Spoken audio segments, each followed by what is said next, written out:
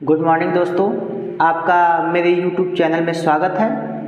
मैं आप लोगों को क्लास 10 की त्रिकोणमिति का प्रश्नावली 8.1 का एग्जाम्पल पढ़ाने वाला हूँ। देखिए यहाँ पे एग्जाम्पल नंबर 1 क्या है। कहा गया कि यदि tan A बराबर 4/3 हो तो कोण A के अन्य सभी त्रिकोणमितीय अनुपातों को ज्ञात करना है।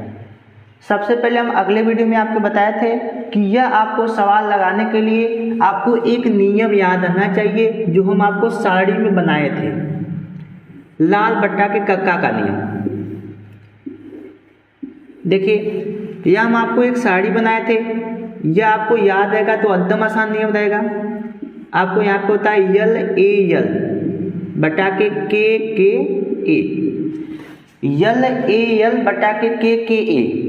इसमें जो ये ऊपर वाला होता है यह होता है साइन थीटा, और जो दूसरा होता है यह होता है कॉस थीटा, और जो तीसरा होता है इसको कहते हैं हम टेन थीटा।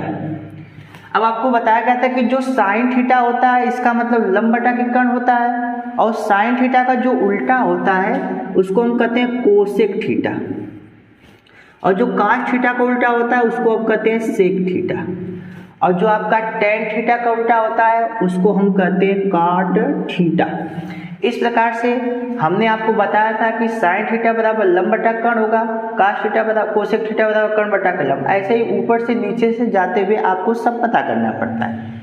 तो चलते हैं हम पहले अपने एग्जाम्पल नंबर 1 पर। कहा गया कि यदि tan A बराबर 4/3 हो तो कोण A के अन्य सभी त्रिकोणमितीय अनुपातों को ज्ञात करना है। तो सबसे पहले ये जो दिया गया है इसको हम अपने से लिख लेते हैं। देखिए दिया गया है tan A बराबर दिया गया है 4/3।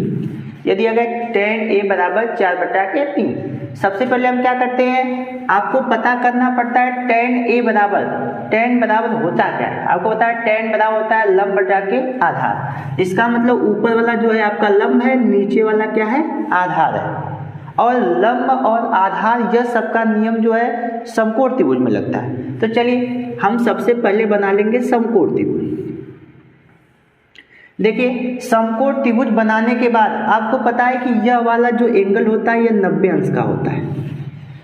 इसके बाद आपका क्वेश्चन में जो यहाँ पे कोण रहेगा, अगर A रहेगा तो यहाँ पे A लिखेंगे, अगर B रहेगा तो यहाँ पे B, C रहेगा तो यहाँ पे C लिखेंगे। लेकिन यदि आपका यहाँ पे थीटा हो, अल्फा हो, बीटा हो, गामा हो, डेल्टा हो तो उसको हम इसके अंदर लिखते हैं, क्योंकि त्रिभुज में इस कोण के लिए लंब होता है, यह आधार होता है और यह कर्ण होता है।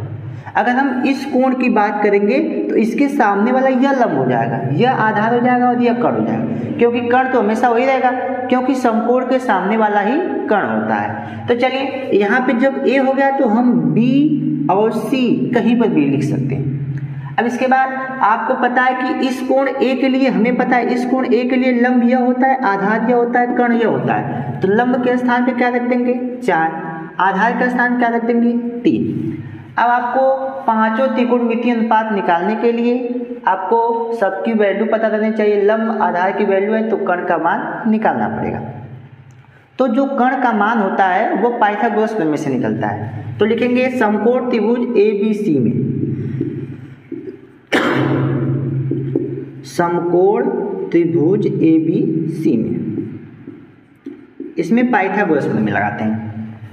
आपको पता है कर्ण का स्क्वायर बराबर लंब का स्क्वायर प्लस आधार का स्क्वायर, यही पाइथागोरस प्रमेय होता है। कर्ण का स्क्वायर आपको निकालना है तो कर्ण का स्क्वायर, लंब का स्क्वायर दिया गया है मतलब 4 का स्क्वायर, प्लस आधार की वैल्यू कितनी है 3 तो हो जाएगा 3 का स्क्वायर। इस प्रकार से हल करेंगे। कर्ण का स्क्वायर बराबर 4 का स्क्वायर होता है 16 प्लस 3 का स्क्वायर कितना होता है 9, और यहाँ पे कर्ण का स्क्वायर बराबर 16 में 9 जोड़ेंगे हो जाएगा 25, और जब कर्ण की वैल्यू निकालेंगे तो हो जाएगा करड़ी में 25, तो कर्ण का मान कितना आएगा 5 आ जाएगा। यह आपका कर्ण का मान आ गया कितना 5 सेंटीमीटर। अब आपको पता है कि हमें त्रिभुज का तीनों भुजाएं पता चल गई हैं। तब हम चलिए आपको यह दिया गया है tan का मान दिया गया और कहा गया कि अन्य त्रिकोणमितीय अनुपातों को ज्ञात करना है। देखिए तो एक ही है 2, 3, 4 और 5, यही पांचों को ज्ञात करना है। चलिए पहला क्या होता है, पहला होता है साइन थीटा, साइन थीटा, लेकिन आपको दिया गया ए, तो निकालेंगे ए के लिए, तो क्या हो जाएगा यहाँ पे साइन ए हो जाएगा, साइन ए बराबर, साइन बराबर क्या होता है लंब बटा के कर्ण, तो यहाँ पे लिखेंगे लंब बटा के कर्ण। अब लंब का मान है कितना 4 है, चलिए 4 लिख देते हैं। कर्ण का मान कितना है 5 है, चलिए 5 लिख देते हैं। दूसरा ज्ञात करना है कॉस थीटा, कॉस थीटा, तो आपको यहाँ पे ए है तो यहाँ पर भी ए ही ज्ञात करना है, क्योंकि कोण ए के सभी त्रिकोणमितीय अनुपातों को ज्ञात करना है। तो हम करेंगे कॉस ए बराबर, कॉस ए बराबर होता है आधार बटा के कर्ण, तो हो जाएगा आधार बटा के कर्ण। आधार का मान कितना है 3, कर्ण का मान कितना है 5, तो यह कितना हो जाएगा 3 बटा के 5। यह तो ज्ञात नहीं करेंगे क्योंकि यह तो क्वेश्चन में ही दिया गया था, तो हम क्या करेंगे कोसेक ए निकालेंगे। तो चलिए कोसेक ए, कोसेक बराबर क्या होता है कर्ण बटा के लंब, तो हो जाएगा कर्ण बटा के लंब। कर्ण का मान 5, लंब का मान 4, तो कितना हो जाएगा 5 बटा के 4। अब चलिए निकालते हैं हम सेक, सेक की वैल्यू जब निकालेंगे तो क्या हो जाएगा सेक ए, सेक बराबर क्या होता है कर्ण बटा के आधा, तो हम लिख देंगे कर्ण बटा के आधा। कर्ण का मान चलिए देखते हैं, कर्ण का मान 5 है, आधार का मान 3 है, तो हो जाएगा कितना 5 बटा के 3। अब लास्ट बचा आपका कॉट थीटा, कॉट ए, तो कॉट ए की वैल्यू निकालेंगे, कॉट ए बराबर होता है आधार बटा के लंब, तो हम लिख देंगे यहाँ पे आधार बटा के लंब। आधार का मान देखिए कितना है 3, लंब का मान कितना है 4, तो कितना हो जाएगा 3 बटा के 4। इस प्रकार से देखिए आपका जो एग्जाम्पल नंबर 1 था वह समाप्त हो चुका है, क्योंकि आपसे कहा गया था कि tan a के सभी अन्य त्रिकोणमितीय अनुपातों को ज्ञात करना है। तो tan a तो दिया गया था, तो इसको तो हमने कर दिया, tan a का मान दिया गया तो इसको छोड़ करके 5 त्रिकोणमितीय अनुपातों को निकालना पड़ता है। और 5 त्रिकोणमितीय अनुपात कब निकलेंगे जब आपको तीनों भुजाओं का मान पता हो। तो चलिए चलते हैं हम एग्जाम्पल नंबर 2 में। हाँ तो चलिए देखते हैं एग्जाम्पल नंबर 2। एग्जाम्पल नंबर 2 का आ गया कि यदि कोण B और कोण Q ऐसे न्यून कोण हो जिसमें कि साइन B साइन Q के बराबर है, तो सिद्ध कीजिए कि कोण B भी कोण Q के बराबर होगा। ये आपका है एग्जाम्पल नंबर 2। तो इसको हम 2 नियम से बताएंगे, एक छोटा वाला नियम है, एक बड़ा वाला नियम है। चलिए पहले फर्स्ट रूल देख लिया जाए कि पहले नियम से कैसे लगाते हैं इसको। चूंकि आपको कहा गया कि यदि कोण B और कोण Q ऐसे 2 न्यून कोण है, तो कौन सा ऐसा त्रिभुज होता है जिसमें 2 न्यून कोण होता है, समकोण त्रिभुज होता है। देखिए एक समकोण त्रिभुज सबसे पहले बना लेंगे। यह देखिए आपका समकोण त्रिभुज हो गया। समकोण त्रिभुज क्या होता है, ऐसा त्रिभुज जिसका एक कोण समकोण हो। जब यह समकोण हो गया तो यह वाला दोनों क्या हो जाएगा, न्यून कोण होगा, क्योंकि त्रिभुज के अंतःकोणों का योगफल 180 होता है। अब जब पहले से ही 90 हो गया तो 90 में दोनों बटेंगे। अब दोनों बटेंगे मतलब दोनों क्या होंगे, न्यून कोण होंगे। चलिए तो कहा गया कोण B और कोण Q न्यून कोण है, तो हम मान लेंगे कोण B भी न्यून कोण है, यहाँ पे B लिख देंगे और यहाँ पे क्या लिख देंगे, Q लिख देंगे। यह वाला कोण B है यह न्यून कोण है और ऊपर वाला जो कोण है Q वह भी न्यून कोण है। अब हम दिया क्या गया उसके लिए देखते हैं। यहाँ पे B होगा, यहाँ पे Q हो गया, यहाँ पे कुछ भी मान लीजिए हमने मान लिया A, कुछ भी मान सकते हैं क्योंकि यह B जो है दूसरे त्रिभुज का ABC का होता है, Q दूसरे त्रिभुज PQR का होता है, तो हम A भी मान सकते हैं या P भी मान सकते हैं, कुछ भी मान लीजिए। यह एक ही त्रिभुज के लिए हम बता रहे हैं। इसके बाद सेकंड नियम में 2 त्रिभुजों के लिए बताएंगे। तो चलिए सबसे पहले क्या करेंगे हम, आपको दिया गया है, देखिए आपको दिया गया है कि साइन B, यह साइन B बराबर है किसके, साइन Q के बराबर है। ये आपको दिया गया है, साइन B किसके बराबर है, साइन Q के बराबर है। अब करेंगे क्या, चूंकि साइन बराबर होता क्या है, हमें पता है कि साइन बराबर होता है लंब बटा के कर्ण, तो दोनों साइन है तो हम लिख देते हैं साइन बराबर लंब बटा के कर्ण होता है, और यहाँ पर भी साइन बराबर लंब बटा के कर्ण होता है। लेकिन यह लंब और कर्ण इस कोण B के लिए देखेंगे और यह लंब और कर्ण इस कोण Q के लिए देखेंगे। तो एक बात याद रखिएगा, जिस कोण की बात होगी उसके सामने वाला लंब होता है। जैसे कोण बी के सामने की बात होती है तो इसके सामने वाला लंब हो जाएगा, तो बचा ये आधा कर्ण हमेशा वही रहता है। अब इस कोण की बात होगी तो इसके सामने वाला हो जाएगा लंब और यह बचा आधा, यह हो जाएगा कर्ण। तो चलिए देखते हैं, सबसे पहले क्या करेंगे, लंब इस कोण बी के लिए देखना है। कोण बी के सामने वाली कौन सी भुजा है, ए क्यू है, तो हम इसको लिख देंगे लंब हो गया कौन सा, ए क्यू, और कर्ण हमेशा क्या रहेगा, यही रहेगा, तो इसको लिख दीजिए क्या, बी क्यू बराबर। अब चलिए कोण क्यू के लिए देखते हैं। कोण क्यू के लिए लंब कौन सा होगा, इसके सामने वाला, मतलब क्या हो जाएगा, ए बी हो जाएगा। चलिए अब देखते हैं कि इसके लिए कर्ण क्या होता है, इस क्यू के लिए कर्ण तो वही रहेगा, मतलब क्या हो जाएगा, बी क्यू हो जाएगा। अब बी क्यू से कट जाता है, आपको पता है कि नीचे वाला जब हर बराबर हो तो कट जाता है, तो यहाँ पे हो जाएगा क्या, ऊपर हो जाएगा ए क्यू और इधर हो जाएगा क्या, ए बी। अब देखिए त्रिभुज की दो भुजाएं हैं, ए क्यू देखिए कहाँ पे है, ए क्यू यहाँ पे है, और ए बी देखिए कहाँ पे है, ए बी यहाँ पे है। आपको एक कंडीशन पढ़े होंगे क्लास 9th में कि यदि कोई ट्रायंगल हो, मतलब कि कोई त्रिभुज हो, मान लीजिए यह एक त्रिभुज है, यदि कोई त्रिभुज हो उसमें दो भुजाएं आपस में बराबर होती हैं, यदि कोई त्रिभुज दिया गया हो जिसमें दो भुजाएं आपस में बराबर होती हैं तो उसके सामने वाले कोण भी आपस में बराबर हो जाते हैं, यह एक नियम होता है। तो चलिए हमें पता है कि इस त्रिभुज में यह भुजा इस भुजा के बराबर हो गई है, तो इस भुजा के सामने वाला कोण कौन सा है, इस भुजा के सामने वाला कोण यह है और इस भुजा के सामने वाला कोण यह है। तो क्या यह वाला कोण बी कोण क्यू के बराबर हो जाएगा, क्योंकि यह भुजा इस भुजा के बराबर है, तो इस भुजा के सामने वाला कोण यह और इस भुजा के सामने वाला कोण यह भी क्या हो जाएंगे, बराबर हो जाएंगे। इसलिए लिख देंगे कि कोण बी बराबर कोण क्यू कैसे हुआ, समान भुजाओं के सम्मुख कोण, यहाँ पे लिख देंगे कैसे हुआ, समान भुजाओं के सम्मुख कोण क्या होते हैं, बराबर होते हैं। यह आपका कंडीशन होता है कि जब किसी त्रिभुज में दो भुजाएं आपस में बराबर होती हैं तो उनके सामने वाले कोण भी बराबर होते हैं। तो इस प्रकार से आपका जो एग्जाम्पल नंबर 2 था इसका फर्स्ट नियम ये है। चलिए हम देखते हैं इसका सेकेंड नियम में कैसे करते हैं। चलिए देखते हैं एग्जाम्पल नंबर 2 का द्वितीय नियम, दूसरा कंडीशन कैसे लगाते हैं। हम 2 नियमों से कहे थे इस त्रिभुज को हल करना बताएंगे।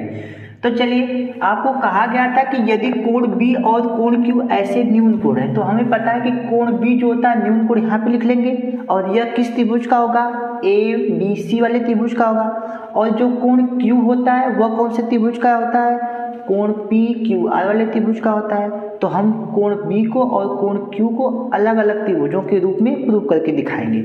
इसमें सिद्ध करना है कि यह वाला कोण इस वाले कोण के बराबर हो जाए, मतलब यह वाला कोण इस वाले कोण के बराबर करना है। तो यह कंडीशन कब होता है, जब यह वाला त्रिभुज इस वाले त्रिभुज के समरूप होगा, तभी दोनों त्रिभुज क्या होंगे, तभी दोनों त्रिभुज समरूप हो जाएंगे। जब दोनों त्रिभुज समरूप हो जाते हैं तो यह वाला कोण इस वाले कोण के बराबर हो जाता है, क्योंकि जब दो त्रिभुज समरूप होते हैं तो यह वाला कोण इस कोण के बराबर, यह वाला कोण इस वाले कोण के बराबर, यह वाला कोण इस वाले कोण के बराबर होता है। और समरूप कब होता है, समरूप होता है कब, जब इस भुजा का अनुपात इसके साथ, इस भुजा का अनुपात इसके साथ और इस भुजा का अनुपात इसके साथ दिखा दे तब। मतलब अगर हम ऐसे दिखा दें कि AC बटा के इसका AC इसके PR के बराबर, मतलब अनुपात बराबर, इसका जो AB है वह इसके PQ के बराबर और इसका BC इसके QR के बराबर। अगर ऐसा हम दिखा दें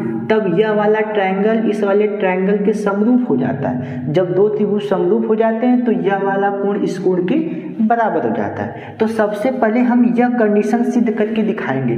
चलिए इसको सिद्ध करते हैं, देखते हैं कैसे होता है। तो चलिए सबसे पहले हमें दिया गया है तो उसको लेना ही पड़ेगा। दिया गया है क्या दिया गया है, चलिए देखते हैं। आपको दिया गया है कि जो साइन B है वह बराबर है साइन Q के, ये आपको दिया गया कि साइन बी साइन क्यू के बराबर है। चूंकि हम अभी अभी आपको बता चुके थे साइन बराबर होता क्या है, लंब बटा के कर्ण ही होता है। तो साइन बराबर लंब बटा के कर्ण और इसके भी बराबर लंब बटा के कर्ण। लेकिन आपको कंडीशन ध्यान देना है कि यह लंब कर्ण इस कोण बी के लिए लगेगा और यह लंब कर्ण इस कोण क्यू के लिए लगेगा। तो सबसे पहले इस कोण बी के लिए लंब क्या हो जाएगा, AC। तो हम लिख देंगे यहाँ पे AC बटा के इसका कर्ण क्या होगा, इसका कर्ण आपको पता है कि AB हो जाएगा, AB बराबर। अब इस वाले कोण के लिए, कोण Q के लिए कौन सा लंब होगा, PR हो जाएगा। चलिए PR हो गया, बटा के कर्ण क्या हो जाएगा, PQ हो जाएगा। अब चलिए आपको हम भुजाओं का अनुपात क्या किए थे, इसकी भुजा का अनुपात इस पे होना चाहिए। इसका मतलब AC है तो इस पर क्या नीचे होना चाहिए, PR होना चाहिए। लेकिन PR तो यहाँ पे, तो हम क्या करेंगे, इंटरचेंज कर देंगे, इसको यहाँ पे और इसको यहाँ पे कर देंगे। तो चलिए यहाँ पे AC बटा के AB, AC बटा के AB था। अब यह PR यहाँ पे आएगा तो AB के स्थान पे क्या हो जाएगा, यहाँ पे हो जाएगा PR। तो AC बटा के PR बराबर, यह AB चला गया ऊपर तो हो जाएगा AB बटा के PQ, यह हो जाएगा। ठीक है, क्या हो जाएगा, AC बटा के PR बराबर AB वहाँ गया तो AB बटा के PQ। आपको देखिए AC बटा के PR इसका अनुपात इस पर बन गया, AC बटा के PR इसका अनुपात बन गया। अब आपको AB बटा PQ, AB बटा के PQ, यह इसके अनुपात इस पर बन गया, इसका अनुपात इस पर बन गया, बस एक बचा है। अगर इसका भी अनुपात हम दिखा दें कहीं से सिद्ध करके, तब त्रिभुज क्या हो जाएगा, समरूप हो जाएगा। तो करते क्या है, हम यहाँ पे हम इसके बराबर कोई अचर पद मान लेते हैं, जैसे कि यहाँ पे मान लेंगे, माना क्या मान लेंगे, माना के। अब एक बार इसको इसके बराबर कर देंगे, एक बार इसको इसके बराबर, तो कहेंगे माना AC बटा के PR बराबर क्या मान लिया हमने, के। AC बटा के PR बराबर के। अगर हम यहाँ से कहें कि AC की वैल्यू निकालना है तो PR को उधर ले जाएंगे, तो AC बराबर क्या हो जाएगा, KPR हो जाएगा, KPR। अब चलिए ऐसे ही हम मान लेंगे यहाँ पर भी, माना AB बटा के PQ, AB बटा के PQ। अगर हम कहें AB बटा PQ बराबर के, इसको भी मान लिया जाए तो यहाँ से AB की जब वैल्यू निकालेंगे आप तो K PQ का गुणा हो जाएगा। तो जब K का P में गुणा होगा तो क्या हो जाएगा, K PQ, ये हो गया। आप यहाँ पे मान लेंगे समीकरण नंबर 1। इसका यूज करना है अगले में, इसलिए हमको करना है। आपको इसका अनुपात इसके साथ मिल गया, इसका अनुपात इसके साथ मिल गया, इसका अनुपात निकालना है। तो चलिए हम इसको निकालते हैं। जब किसी त्रिभुज में कोई भुजा को जब निकालना पड़ता है तो कौन सा नियम लगाते हैं, पाइथागोरस में। तो चलते हैं सबसे पहले त्रिभुज ABC में, लिखेंगे समकोण त्रिभुज, समकोण त्रिभुज ABC में। चलिए समकोण त्रिभुज ABC में नियम लगाते हैं। कर्ण का स्क्वायर, आपको पता है नियम क्या होता है, कर्ण का स्क्वायर बराबर लंब का स्क्वायर प्लस आधार का स्क्वायर। कर्ण का स्क्वायर मतलब कर्ण क्या है, AB है, तो हो जाएगा क्या, AB का स्क्वायर। अब चलिए देखते हैं लंब क्या है, लंब है AC, तो हो जाएगा AC का स्क्वायर प्लस आधार क्या है BC, तो हो जाएगा क्या, BC का स्क्वायर। इसी BC को तो हमें निकालना है अनुपात बनाने के लिए, इस BC का अनुपात इसके साथ निकालना है, तो इस त्रिभुज से BC का मान निकालेंगे, इस त्रिभुज से QR का मान निकालेंगे। तो चलिए BC का मान निकालने के लिए इसको इधर लाना पड़ेगा, तो इधर पहले से AB का स्क्वायर है और यह आएगा तो क्या आ जाएगा, माइनस AC का स्क्वायर बराबर बचेगा क्या, केवल बचेगा BC का स्क्वायर। अब हमें बस BC का मान निकालना है, तो ये स्क्वायर आएगा तो कड़ी बन जाएगा, तो यहाँ पे हो जाएगा कड़ी में AB का स्क्वायर माइनस AC का स्क्वायर बराबर क्या बचेगा, BC। अब इसको पहले इसको बाद में लिख दीजिए, या इसको लिख सकते हैं BC बराबर कड़ी में क्या हो जाएगा, AB का स्क्वायर माइनस AC का स्क्वायर। इतना समझ में आया। अब चलिए थोड़ा सा वैल्यू पुट कर देते हैं। BC बराबर कड़ी है तो कड़ी, आपको पता है AB का मान हम निकालें, AB का स्थान क्या निकाले, KPQ निकाले, तो AB का स्थान हो जाएगा KPQ, बस AB के स्थान पे KPQ है, लेकिन यहाँ पे तो AB का स्क्वायर है तो यहाँ पे क्या हो जाएगा, होल स्क्वायर माइनस। अब चलिए AC के स्थान पे चलते हैं। ए सी के स्थान पे के पी आर है, तो हम ए सी का स्थान पे लिख देंगे के पी आर, इसका भी क्या कर देंगे, होल स्क्वायर कर देंगे। अब चलिए बी सी बराबर क्या हो जाएगा, अंडर रूट। आपको पता है के का स्क्वायर अलग से करना पड़ेगा, पी क्यू का स्क्वायर अलग से करना पड़ेगा, तो के का स्क्वायर हो जाएगा तो हो जाएगा के का स्क्वायर पी क्यू का स्क्वायर माइनस इधर करेंगे तो हो जाएगा के का स्क्वायर पी आर का स्क्वायर। अब देखा जाए तो दोनों में कुछ कॉमन है, के कॉमन है, तो चलिए बी सी बराबर आपका कड़ी के अंदर ही कुछ कॉमन हो रहा है, के का स्क्वायर इसमें भी है, के का स्क्वायर इसमें भी है, दोनों में से हो गया कॉमन, तो बचा क्या, पी क्यू का स्क्वायर और माइनस पी आर का स्क्वायर। अब इसको मान लेंगे, आप क्या करेंगे, एक लाइन थोड़ा सा और यहाँ पे बी सी इक्वल टू, चलिए यहाँ पे बी सी की जब वैल्यू निकालेंगे बी सी बराबर, आपको पता है कड़ी के अंदर कोई चीज़ दो बार होती है तो बाहर आती है तो एक बार हो जाती है, जैसे 4 का वर्गमूल 2 होता है, तो यहाँ पे के का स्क्वायर बाहर आएगा तो के वाला क्या आएगा के, और कड़ी में क्या बचेगा, पी क्यू का स्क्वायर माइनस पी आर का स्क्वायर, इसको मान लेंगे समीकरण नंबर 2।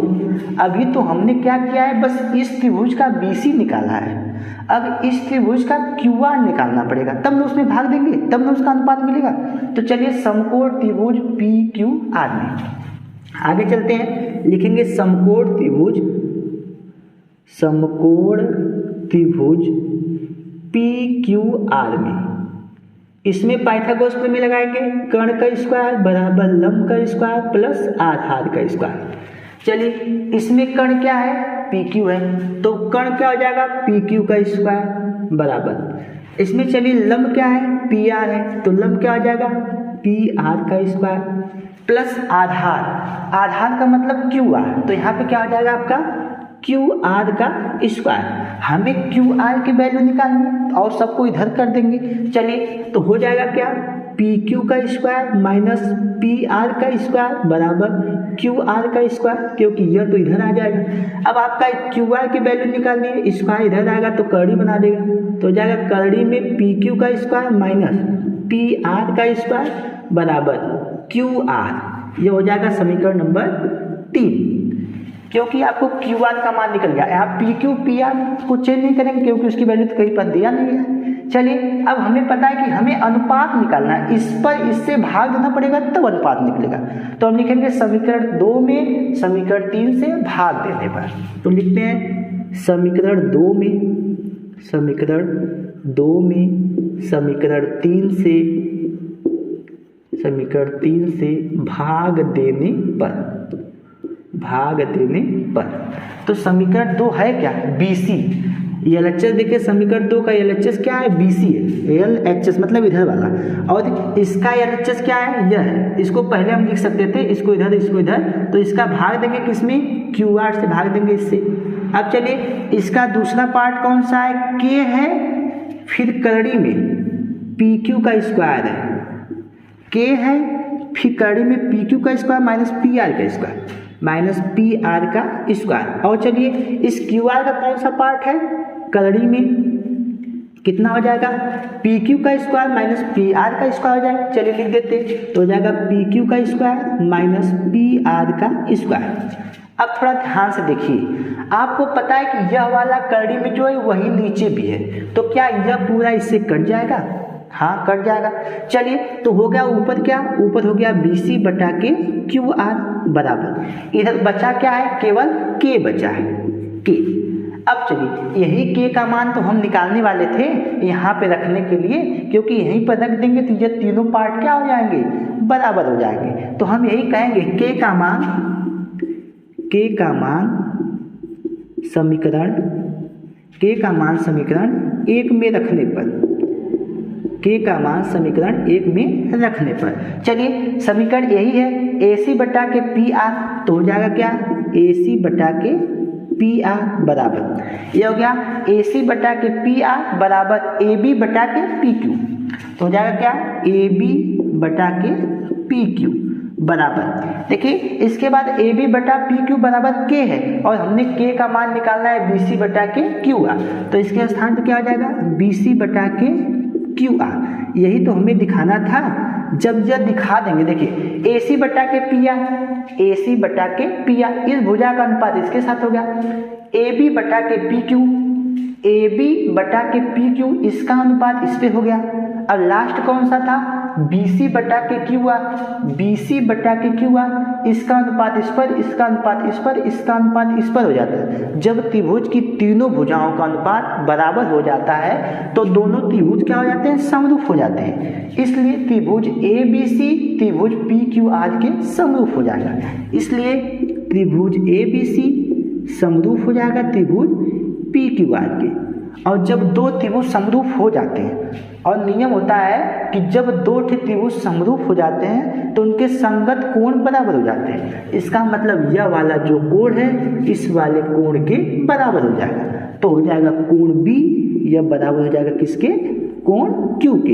यही हमें क्या करना था, प्रूव करना था। तो चलिए यही प्रूव करके हमने दिखा दिया कि आपका जो कोण बी है वह कोण क्यू के बराबर होगा। ज़्यादा कठिन सवाल नहीं है, बहुत ही आसान तरीके से आप समझेंगे तो आसानी से इसको लगा सकते हैं। और पेपर में यह नियम लगाने से बहुत ही अच्छा होता है, नंबर आपको पूरे मिलते हैं। देख लीजिए इसको अच्छे से। चलते हैं हम एग्जाम्पल नंबर 3 पर।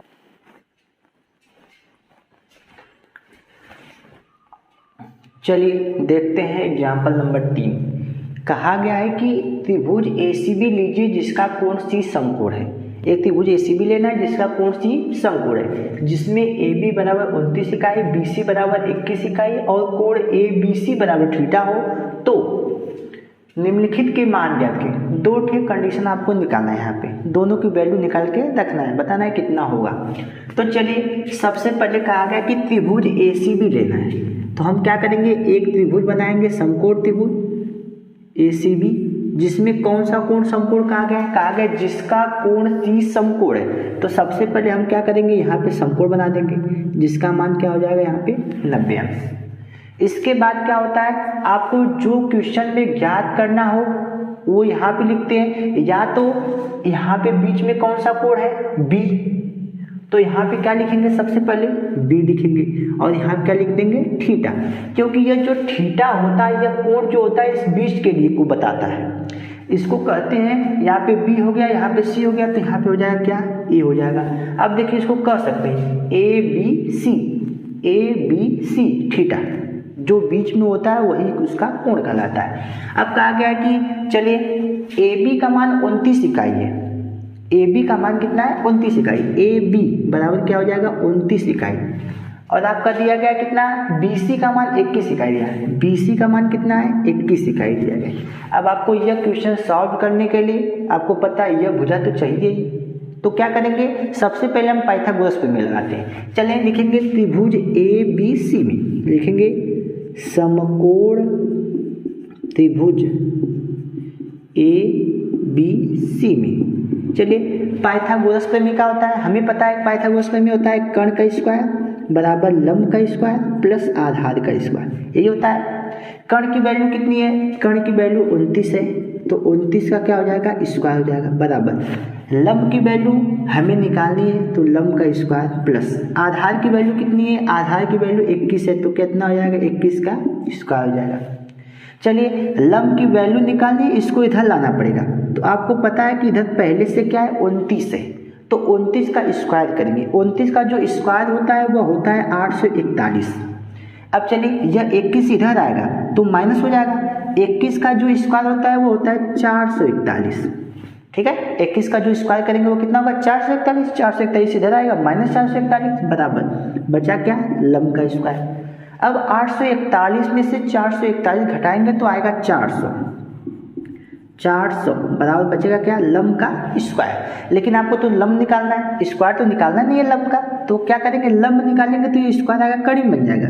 तो आपका लंब का मान कितना आ जाएगा, कड़ी में 400, और ये लंब बराबर कितना हो जाएगा, 400 का वर्गमूल होता है कितना, 20, तो ये हो जाएगा 20 इकाई, क्योंकि इकाई में दिया गया है सब, तो ये भी क्या हो जाएगा, 20 इकाई। इसका मतलब आपको यह मिल गया कितना, 20, आपका यह हो गया। अब चलिए तीनों भुजाएं जब पता हो जाती हैं तो आपको जो निकालना है उसमें क्या क्या चाहिए, किस चीज़ की आवश्यकता है वो सब लिख लेंगे। तो हमें पता है साइन थीटा का मान चाहिए यहाँ दोनों पर रखने के लिए, यहाँ दोनों पर रखने के लिए कास थीटा का मान चाहिए। तो चलिए निकालते हैं, सबसे पहले हम साइन थीटा। अब थीटा है तो थीटा निकाल लेंगे, ए रहता है तो ए निकालते हैं। तो साइन थीटा बराबर होता है क्या, देखिए साइन थीटा बराबर होता है लंब बटा के कर्ण। तो क्या कर देंगे, साइन थीटा बराबर लिख देंगे हम लंब बटा के कर्ण। थीटा इसलिए यहाँ पे लिखा गया कि इसके लिए यह लंब और यह कर्ण और यह आधार। तो लंब का मान कितना है 20 हो जाएगा और कर्ण का मान कितना है 29 हो जाएगा। यह आपका हो गया साइन थीटा का मान। ठीक है, लंब बटा के कर्ण, लंब का मान 20 और कर्ण का मान 29। चलिए दूसरा निकाल लेते हैं, कास थीटा। कास थीटा बराबर क्या होता है, कास थीटा बराबर होता है आधार बटा के कर्ण। तो हो जाएगा ऊपर आधार और नीचे हो जाएगा कितना कर्ण। चलिए कास थीटा बराबर आधार बटा के कर्ण हो गया। हम आधार की वैल्यू देख लेते हैं, आधार 21 है और कर्ण कितना है 29 है। तो हो जाएगा 21 बटा के 29। यह दोनों की वैल्यू हमें निकल गई। लेकिन चलिए हमें तो निकालना है यह और यह का मान निकालना है ना। तो सबसे पहले पहला ले लेते हैं। पहला आपका क्या है, sine square theta plus cos square theta बराबर 1। क्या हो जाएगा, पहला sine square theta plus cos square theta बराबर 1। सबकी वैल्यू रख देते हैं। चलिए बहुत ही आसान तरीकों से देखिए इसको बताते हैं हम, एकदम आसान लगेगा, इतना आसान कि इससे आसान कोई सवाल ही नहीं होगा। चलिए साइन स्क्वायर थीटा, तो सबसे पहले हम साइन थीटा का मान कितना है 20 बटा के 29। साइन थीटा का मान है 20 बटा के 29। लेकिन आपको पता है साइन थीटा नहीं है, साइन स्क्वायर है, तो इसका मतलब क्या करना पड़ेगा, इसका स्क्वायर, प्लस है तो बीच में प्लस। कास थीटा का मान कितना है 21 बटा के 29। तो यहाँ पे हो जाएगा 21 बटा के 29। इसका पूरा क्या हो जाएगा होल स्क्वायर हो जाएगा। क्यों, क्योंकि आपका कास स्क्वायर थीटा है। चलिए इसका वर्ग करते हैं। 20 का जो वर्ग होता है यह 400 होता है। 29 का जो वर्ग होता है यह 841 होता है, पता ही होगा। चलिए प्लस 21 का वर्ग कितना होता है 441 होता है, प्लस 29 का वर्ग कितना होता है 841 होता है। अब क्या करेंगे, लॉ लेंगे। लॉ लेंगे, दोनों का हर समान है तो एक ही बार लिख लेंगे। चलिए लॉ लेंगे तो कितना हो जाएगा 841 हो जाएगा। जब हर समान होता है तो ऊपर का क्या करते हैं जोड़ देते हैं। चलिए जोड़ते हैं, तो क्या हो जाएगा 400 प्लस 441। तो दोनों को ऐड करेंगे। हमें पता है कि जब 400 में 441 को ऐड करेंगे तो कितना आएगा 841 आएगा।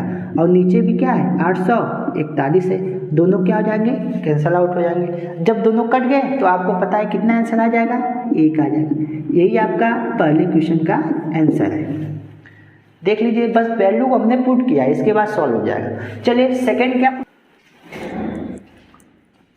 चलिए इसका दूसरा पार्ट देखते हैं। दूसरा पार्ट इसका दिया गया cos square theta minus sine square theta.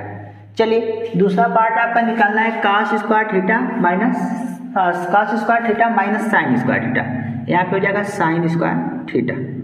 Question यह पूछा cos square theta minus sine square theta का मान निकालना है। चलिए आपको पता है कि कास थीटा का मान कितना है, यहाँ पे देखा जाए तो कास थीटा का मान क्या निकालें 21 बटा के 29।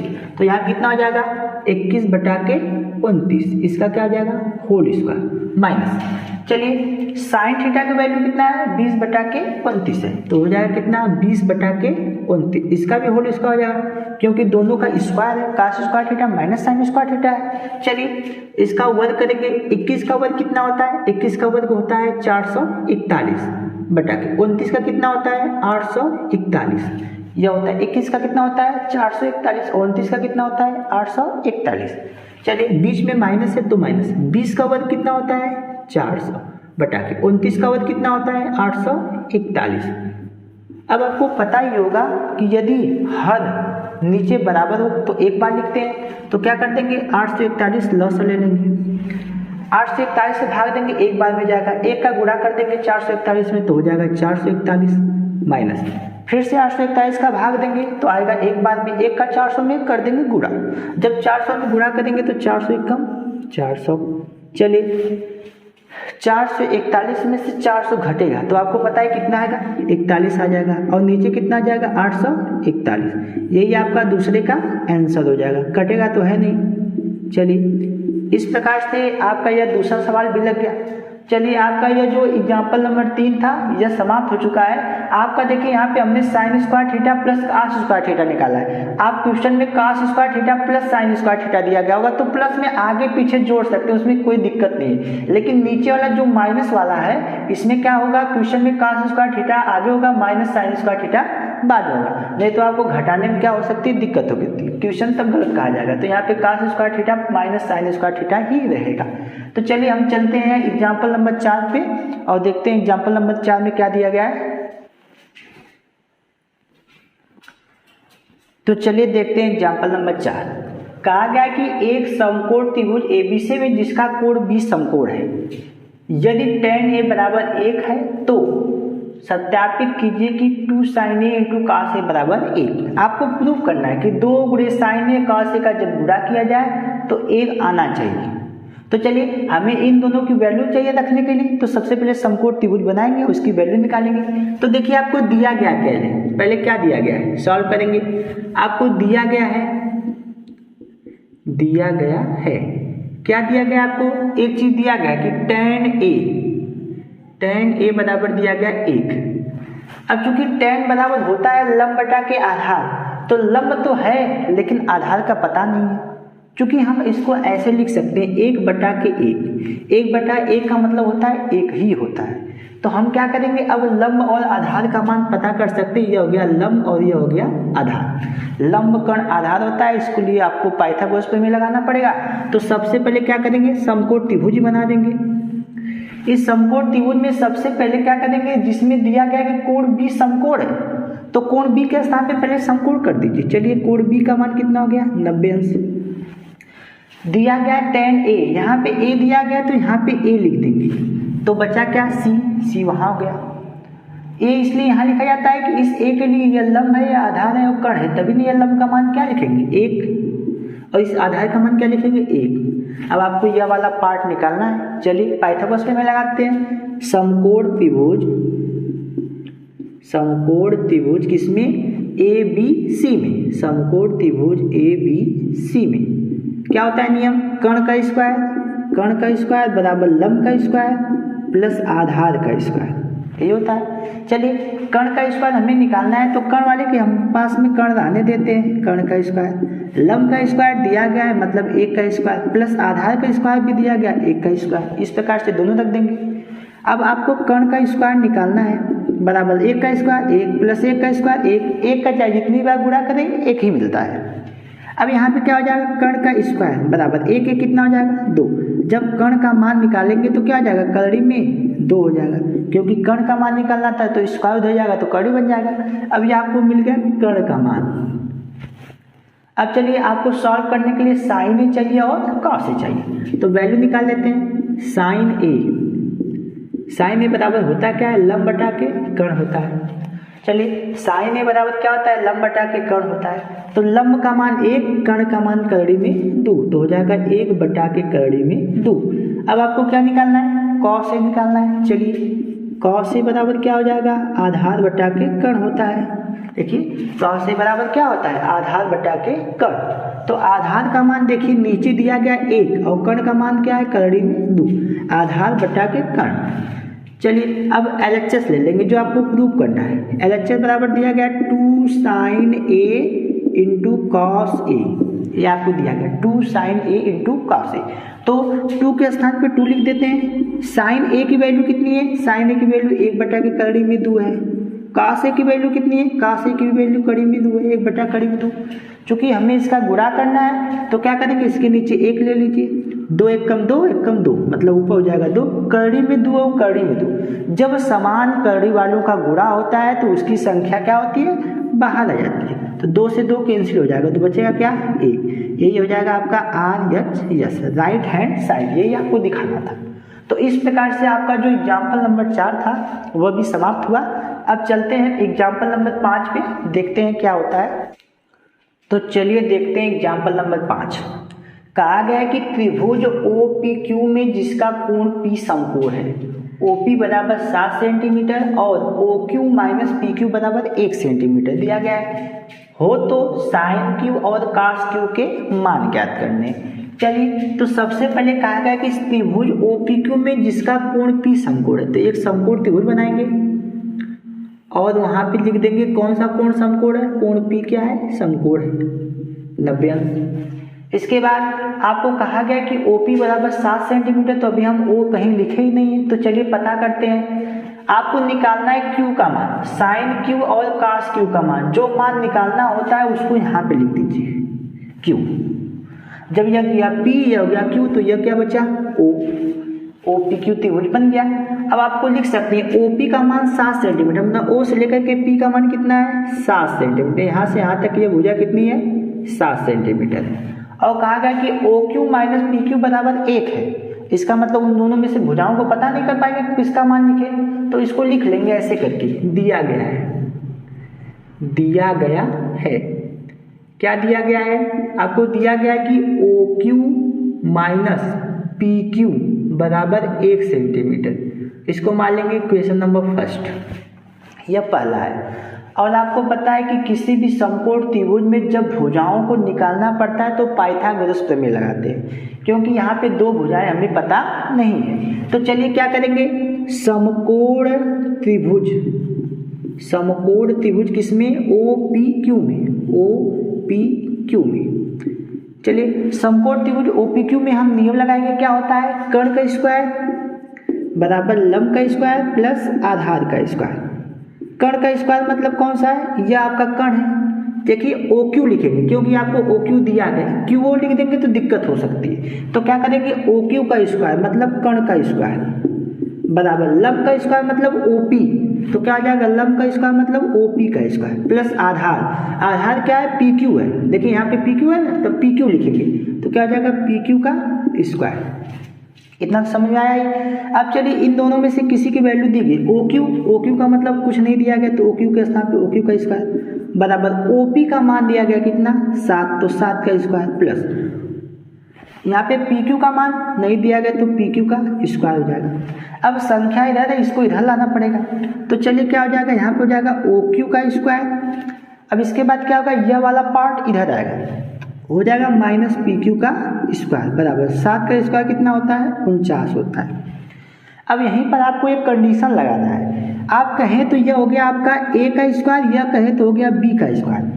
ए का स्क्वायर माइनस बी का स्क्वायर आपने पढ़ा होगा, चूंकि एक नियम होता है कि चूंकि ए का स्क्वायर माइनस बी का स्क्वायर बराबर क्या होता है, ए कोष्टक में ए प्लस बी और ए कोष्टक में ए माइनस बी होता है। यह नियम आपने पढ़ा होगा, तो वही कंडीशन को यहाँ पे लगाएंगे। तो यह ए है और यह बी है, तो ए कोष्टक में ए प्लस बी मतलब O Q plus P Q, A कोष्टक में ए प्लस बी और ए कोष्टक में ए माइनस बी मतलब O Q minus P Q बराबर कितना हो जाएगा 49।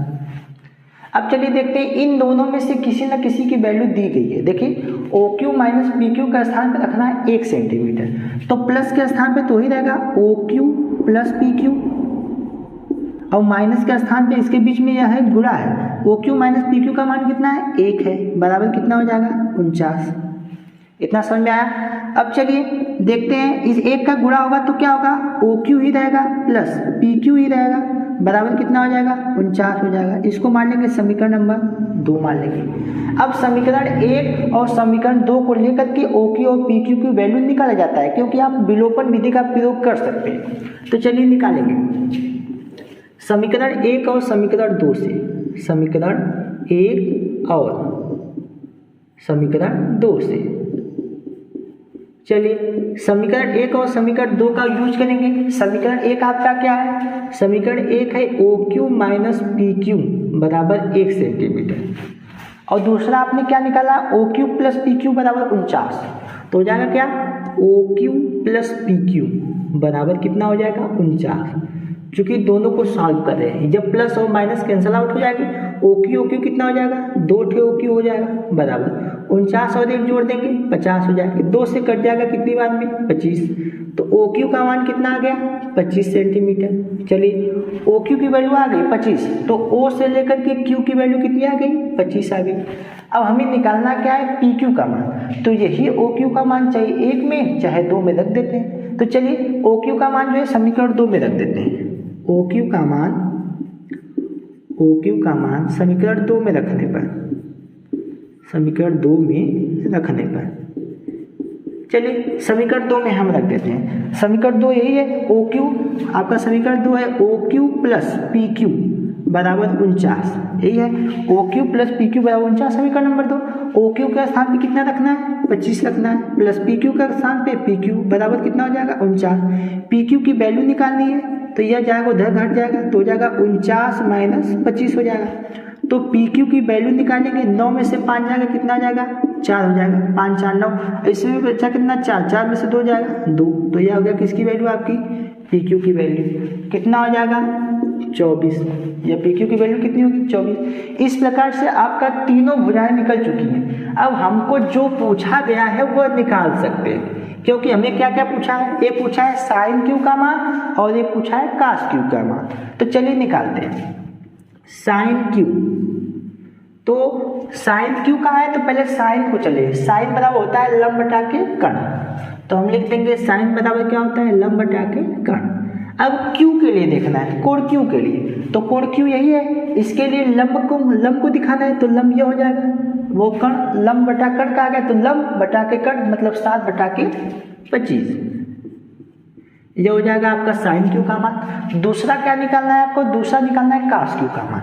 तो चलिए कास क्यू, तो कास बराबर होता है आधार बटा के कर्ण। चलिए आधार का मान कितना है 24, कर्ण का मान कितना है 25, तो यह हो जाएगा कितना 24 बटा के 25।